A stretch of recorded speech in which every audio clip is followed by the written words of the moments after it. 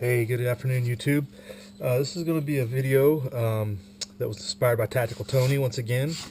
Um, he's been trying to work on his first aid equipment. We got talking about some needs or whatever, so I figured I'd do a video on it and hopefully help others. I mean, I know there's tons of people on YouTube, like you got Patriot Nurse and stuff, but hey, I guess every little bit of knowledge that you can get out there helps, and hopefully somebody can get some use out of it. But I guess the biggest thing is make sure you have a kit for many different places.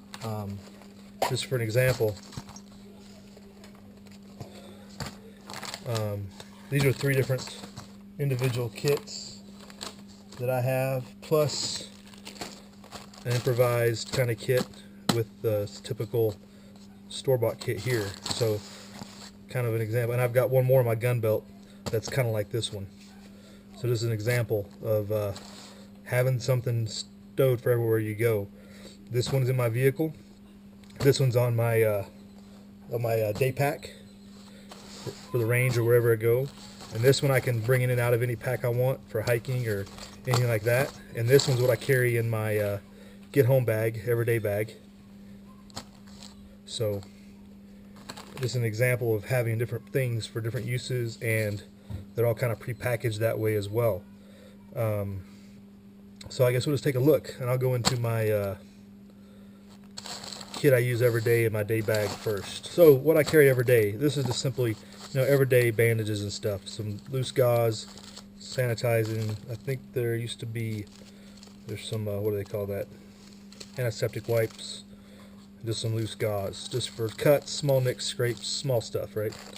A little more bulky stuff in here with something a little more serious. I got some compression gauze, some tape, some gloves, many pairs of gloves actually. I don't know how I got that many in there, and just a cravat for like splinting and broken limbs and stuff like that. So something small just to handle something very immediate, nothing too drastic.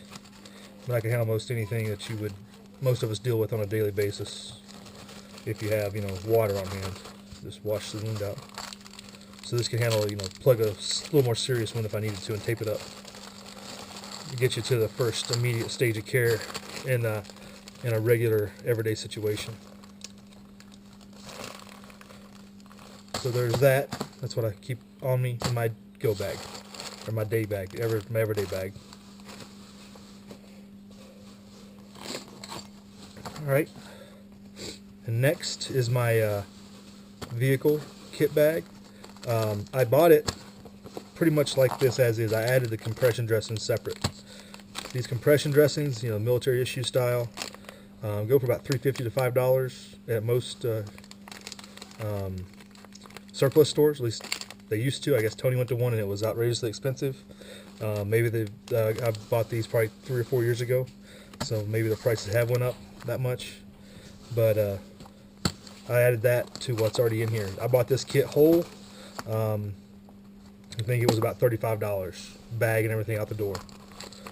Again, that was several years ago, but it's got a little bit of tape, and this is kind of a little bit better than what my other kit, but I added the battle dressing because it would be needed.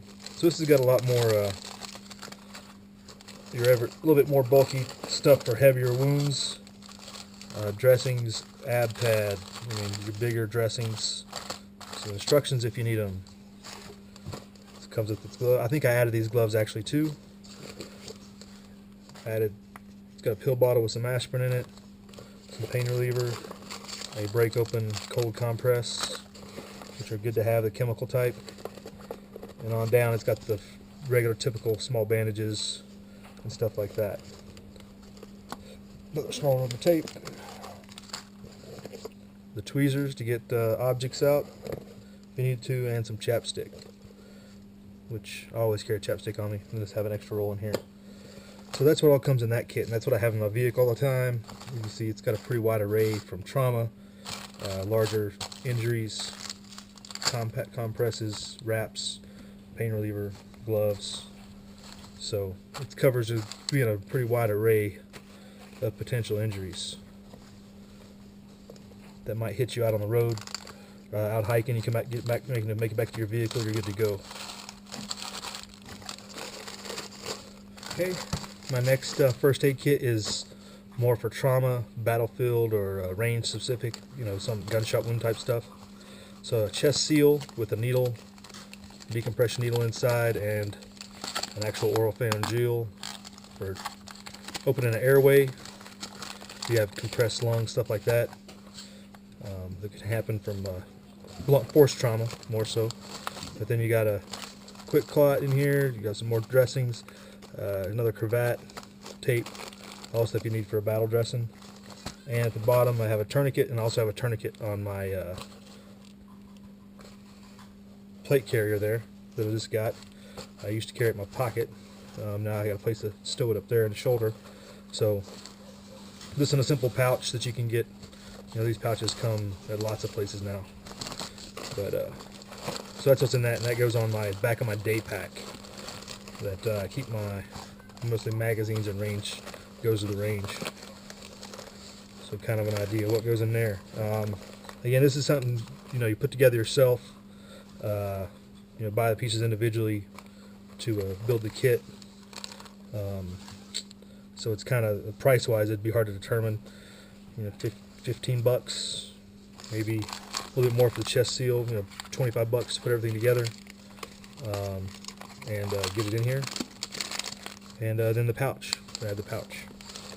So again, different, specific to where I keep it and what it possibly could be used for. Okay, and the final one is another, just a more heavier hiking bag. This thing is ancient. I don't think I have used it really in a while, but just another carrier. I've actually got some stitches in here, more gloves, more compression gauze on this side, band-aids, more your typical everyday stuff, band-aids, pads, and stereo strips, some tweezers as well, some of the small tweezers, and you'd be surprised how handy those are out on the trail, getting something in either out of somebody's splinters and stuff, or something getting close to somebody's eye or something like that. Be able to pluck it out. That's mostly what that is. It's a light hiking trail type first aid kit with the stitching material if you come across a more serious cut, but that's about it. So again, that's just another bag with a specific purpose or more likely use that I keep when you go certain places. Only other thing I got on the first aid side is an Israeli dressing, more significant, larger trauma dressing. Supposed to be able to put it on with one hand. Also called a cinch tight dressing, and these run up about 15 bucks. I've had this one for quite a while, so it's just a different. I carry that one in my everyday bag as well. So there are my different first aid kits, and I still have another one on my gun belt, like I said. But again, tailor the uses for what they need. In my vehicle, having bright red, somebody else comes in my vehicle, they can see it. Obviously tactical on my gear. This one is well marked if I was on the trail, and this one's in my bag, day bag, everyday bag. So, doesn't stand out, but it's in my bag. But these can be strapped out somewhere somebody can see them, and it's pretty obvious, civilian will avert use.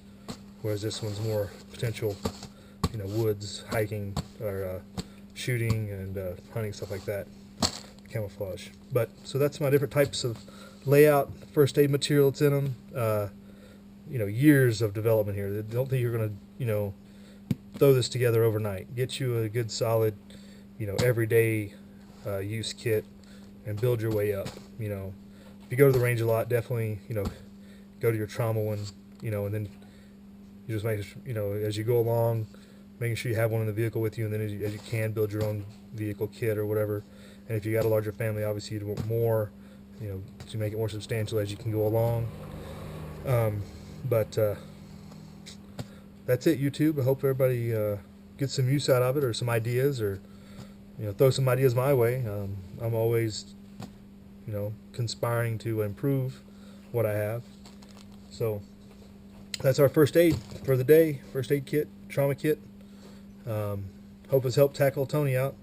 Hopefully he can build him this nice sizable kit. They're free. Yeah, just to prove a point, I went in and pulled out the pressure dressing out of my gun belt. And this pressure dressing I bought about 3 years ago, and you can see it's $1.99 or $1.98. So $2 they were going for. And I guess Tony was paying a pretty high amount wherever he went. So be on the lookout, wherever you can get them, right? So definitely don't get had. I mean, I wouldn't pay more than $3.50, I don't think, for one of these. But there's definitely a difference. So this is gonna be more expensive. These standard, military issue stuff shouldn't be that much. All right, we're out.